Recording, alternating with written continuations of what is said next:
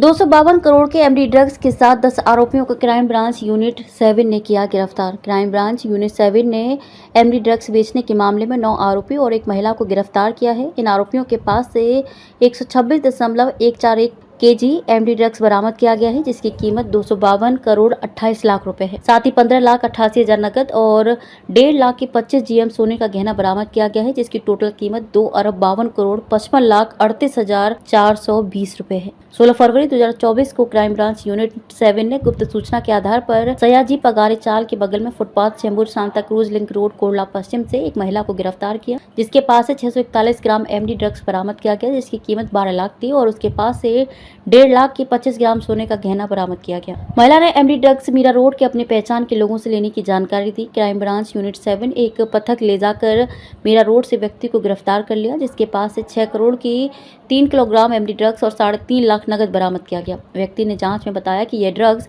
सूरत गुजरात के 2 व्यक्तियों ने दिया है। सूरत गुजरात 2 व्यक्तियों को क्राइम ब्रांच यूनिट 7 की टीम ने गिरफ्तार किया। सभी आरोपियों की जांच तांत्रिक विश्लेषण और सूत्रों की मदद से सांगली जिले में एमडी ड्रग्स बनाने की फैक्ट्री के बारे में पता चला। 25 मार्च को वरिष्ठ अधिकारियों के मार्गदर्शन में टीम बनाकर सांगली जिले के कठवे महाकाल पुलिस स्टेशन की हद में इरली गांव में छापा मारा गया, जहां पर 122.5 केजी वजन का एमडी ड्रग्स बरामद किया गया। साथ ही फैक्ट्री से 6 लोगों को गिरफ्तार किया गया। इसके अलावा एमडी ड्रग्स बनाने सहित और उपकरण बरामद किए गए हैं। इन सभी आरोपियों की गिरफ्तारी से बहुत बड़े गैंग का भंडाफोड़ हुआ है। क्राइम ब्रांच यूनिट 7 सभी आरोपियों से ये जांच कर रही है कि कितने लोग इनके गैंग में शामिल हैं। 16 फरवरी को क्राइम ब्रांच की यूनिट 7 ने एक लेडी और एक मेल को 3 केजी 641 ग्राम मेफेड्रॉन के साथ कस्टडी में लिया था। इसमें एक ऑफेंस दाखिल किया गया था। इसी ऑफेंस का फर्दर इन्वेस्टिगेशन क्राइम ब्रांच की टीम कर रही थी। इसी फर्दर इन्वेस्टिगेशन के दरमियान सांगली डिस्ट्रिक्ट में कवटे महाकाल तहसील के यहाँ पे इरली करके एक गाँव है। इस गांव के एरिया में मैन्युफैक्चरिंग यूनिट पिन पॉइंट करने में, वो डिस्ट्रॉय करने में और वहाँ से 122 केजी मेफेड्रॉन सीज करने में क्राइम ब्रांच की टीम सक्सेसफुल हुई है।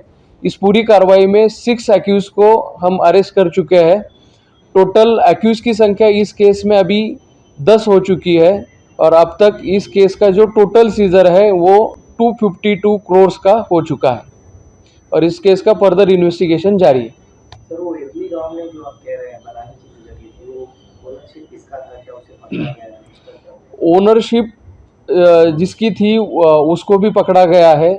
इन 6 एक्यूज में उसका भी नाम है और जो मेन मैन्युफैक्चरर था, जो बनाता था, जिसके पास टेक्निकल नो हाउ था पूरा, उसको भी हम अरेस्ट कर चुके हैं। इतनी बड़ी तस्करी आप कह रहे हैं, तो मुंबई में इनके टारगेट ऑडियंस क्या होते थे? स्कूल होते थे, कॉलेज होते थे या ये जो मेफेड्रॉन मैन्युफैक्चर किया जाता था वो क्रिस्टल फॉर्म में था, एकदम वाइट कलर का और क्रिस्टल फॉर्म में था, जिसको नारकोटिक्स की लोकल लैंग्वेज में लैविश करके बोला जाता है। इसको हाई क्वालिटी मेफेड्रॉन समझा जाता है।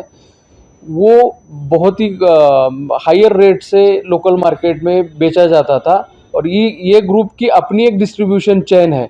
सांगली में मैन्युफैक्चर करने के बाद अलग लोगों को ये रिस्पॉन्सिबिलिटी दी जाती थी कि डिस्क्रीटली ये पूरा जो कंसाइनमेंट है मुंबई तक पहुंचाते थे और यहाँ से अपने डिस्ट्रीब्यूटर के माध्यम से ये लोकली सर्कुलेट होता था। ये फैक्ट्री कब से चला रही है? प्राइमरी इन्वेस्टिगेशन में ये रिवील हो चुका है कि पिछले 7 महीने से ये फैक्ट्री चल रही थी। इसकी जानकारी आप लोगों को कब मिली?